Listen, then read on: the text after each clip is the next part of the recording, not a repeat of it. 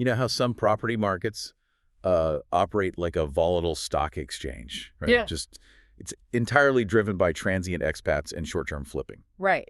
Yeah. It's thrilling for a moment, but inherently unstable long term. Exactly. Well, what if you could watch a market deliberately rebuild its own plumbing, like shifting from that speculative trading floor to a grounded blue chip asset class? Because that is exactly what we are seeing in the UAE real estate market right now. For today's deep dive, we've pulled a stack of sources. We've got, recent UAE government legislative updates, developer sales reports, transit authority press releases. And our mission today is to extract the actual investment logic behind these shifts for you. Because the UAE is fundamentally changing who can buy, how they stay, and how new infrastructure is completely redefining property values for your investment strategy. So let's start with who is actually allowed to play the game now. I was looking at the new civil transactions law in these legal briefings. It takes effect on June 1st, 2026, and it lowers legal adulthood from 21 lunar years to 18 Gregorian years. Yeah, that's a massive structural shift. I mean, it means an 18-year-old can now independently sign a contract and manage assets. Wait, let me push back on that a bit.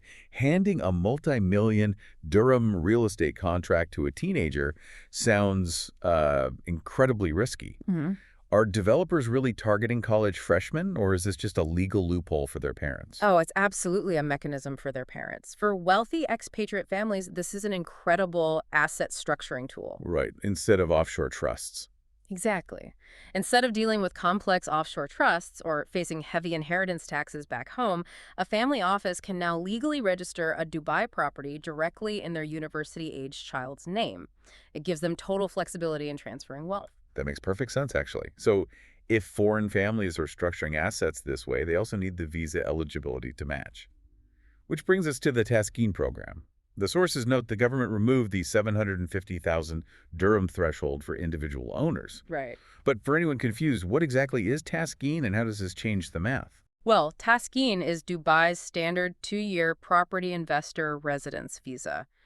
So previously, your property had to be worth at least 750,000 dirhams to qualify. Okay. Now, as long as you are the individual owner of a property, you can apply for that residency regardless of the price tag. Though we should clarify, the Golden Visa still strictly requires a 2 million dirham investment. Right. But dropping the Taskin threshold means entry-level properties like lower-budget studios are suddenly directly connected to residency opportunities. Exactly. That completely changes the yield math for a budget investor. And even for those just wanting to explore, the top of the funnel is widening, right? The UAE expanded visa on arrival for citizens of Indonesia, Vietnam, Thailand, the Philippines, Kenya, and South Africa, assuming they hold certain foreign residence permits. Yeah, and mechanistically, real estate purchases require physical viewings. By removing friction at the border, you bring a massive wave of potential buyers who can easily explore the market before committing to a purchase or relocation. So the funnel is wider, but once these people arrive, how do we know they aren't just going to remain transient renters? Yeah. The government reports we're looking at heavily emphasize the Dubai First-Time Homebuyer Program. The data on that is staggering, honestly.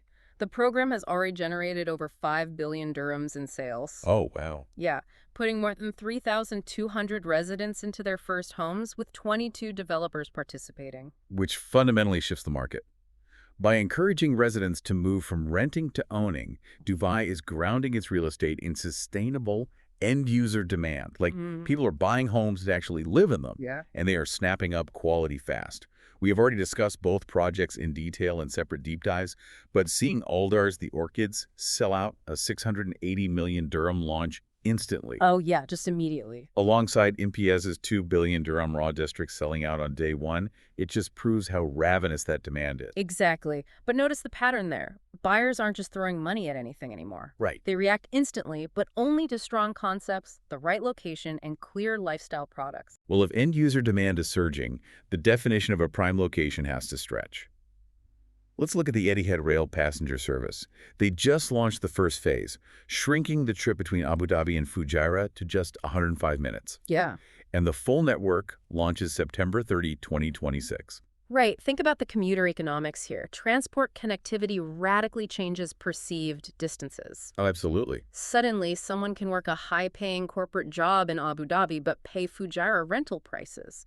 You aren't just buying the current geography, you're buying into the future grid. I get the economic logic of a train, but what about culture?